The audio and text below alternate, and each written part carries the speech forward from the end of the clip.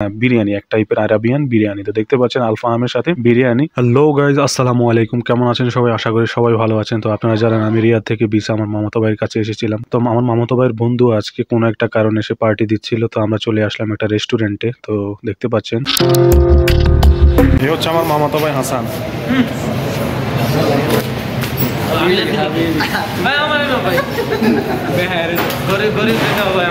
এরা সবাই হচ্ছে আমার মামাতো ভাইয়ের বন্ধু। দেখতে পাচ্ছেন ওরা খুবই এক্সাইটেড, খুবই ফানি। আমি ভিডিও বানাচ্ছি, ওরা খুব এক্সাইটেড। অনেকে আছে লজ্জা পায়, লজ্জার কারণে ক্যামেরা থেকে সরে যায় অথবা আনকমফোর্টেবল হয়, বাট ওরা আমাকে আরো বেশি উৎসাহিত দিল ভিডিও বানানোর জন্য। ওরা অনেক এনজয় করেছে মোমেন্টটাকে। আর আমি নিজেও ওদের মতো মেন্টালিটির ছেলেদের সাথে থেকে ভিডিওটা বানানোর জন্য সব থেকে বেশি কমফোর্টেবল ফিল করেছি। এর আগে আমি যে সমস্যাগুলো ফিল করতাম সেগুলো আমার ফ্রেন্ডদের সাথে বা আমি অন্য জায়গায় ভিডিও বানাতে গেলে অনেকে লজ্জা পেত, ভাই ক্যামেরা চালু করাটা কি খুবই ইম্পর্টেন্ট, এই করা কি খুবই ইম্পর্টেন্ট, ওটা না করলে কি হয় না। কিন্তু এখানে এমন কিছু হয়নি, এখানে আমি উৎসাহ পেয়েছি, আমি ভিডিও বানাতে খুবই ভালো লেগেছে আমার। তো দেখতে পারলেন আমরা হোটেলের একটা কেবিন সিস্টেম, এখানে সবাই আলাদা আলাদা কেবিনের মধ্যে বসে খাবার খায়। এখানে চেয়ার টেবিলেরও ব্যবস্থা আছে, এরকম কেবিনেরও ব্যবস্থা আছে। তো দেখতে পাচ্ছেন এখানে সৌদিদের আসলে আরাম আয়েশের যে জায়গাগুলো ওরা সব জায়গাতে এগুলা ফুটিয়ে তোলে, আরাম করতে ওরা খুবই পছন্দ করে। তো সেই জন্যই সৌদিদের জন্যই আসলে এইসব আয়োজন। আমরা তো বাস 2 দিনের মেহমান মাত্র।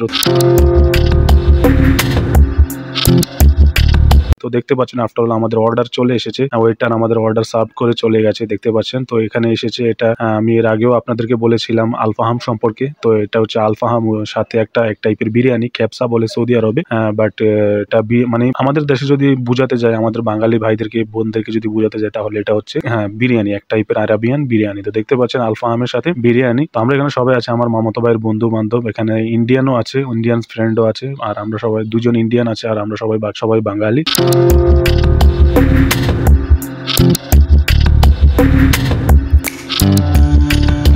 তো দেখতে পাচ্ছেন আমরা আফটার অল খাওয়া শুরু করলাম। খাওয়াটা খুবই দারুণ ছিল।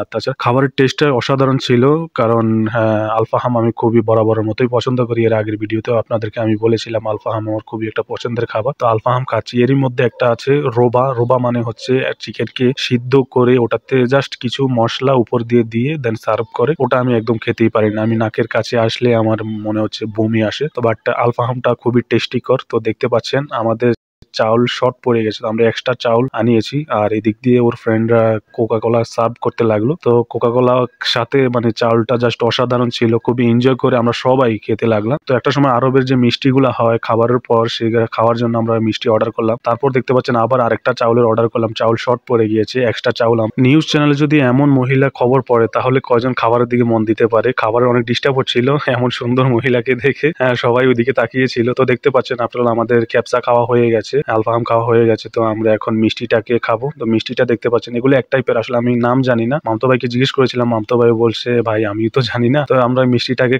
খাচ্ছি। দেখতে পাচ্ছেন মিষ্টিটা অনেক টেস্ট ছিল।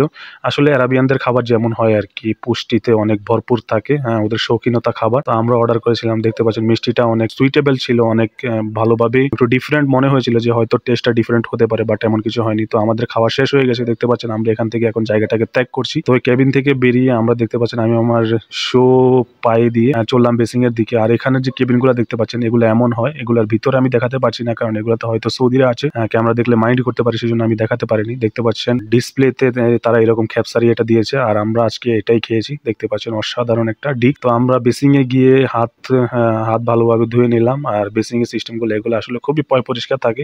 সৌদি আরবে এই জিনিসগুলো খুবই ভালোভাবে খেয়াল করা হয়। টিস্যু দেওয়ার যে মেশিনটা দেখতে পাচ্ছেন এটাও ইউনিক, ওখান থেকে টিস্যু টান দিলেই বেরিয়ে চলে আসে। তো মামতো ভাই আগে, ফুফাতো ভাই পিছিয়ে। আমরা ক্যাশ কাউন্টারে চলে আসলাম। এখানে এক টাইপের স্প্রে আছে খাবারের পর, যেটা হাতের মধ্যে দিলে স্মেলটা চলে যায়। তো আমরা সেটাকে ব্যবহার করে, তো দেখতে পাচ্ছেন আমরা বেরিয়ে গেলাম এখন। সো গাইস দেখতে পাচ্ছেন আফটার অল আমরা গাড়িতে করে ফিরে যাচ্ছি আমাদের রুমের উদ্দেশ্যে। আর গাড়িটা ড্রাইভ করছিল আমার মামাতো ভাই নিজে, সে অনেক ভালো গাড়ি রাইড করতে পারে। আমি ওর গাড়ি রাইড দেখে তো আমি অবাক হয়ে গেছি, কারণ ও বয়সে আমার ছোট, বাট ওর রাইড দেখে মনে হয়েছে আমি ওর কাছে কিছুই না, কারণ আমি এখন পর্যন্ত গাড়ি রাইড করতে পারি না, ও পারে। সো গাইস আজকে এই পর্যন্তই, ভালো থাকবেন, দেখা হবে নেক্সট ভিডিওতে। সে পর্যন্ত ভালো থাকবেন, সুস্থ থাকবেন, আল্লাহ হাফেজ।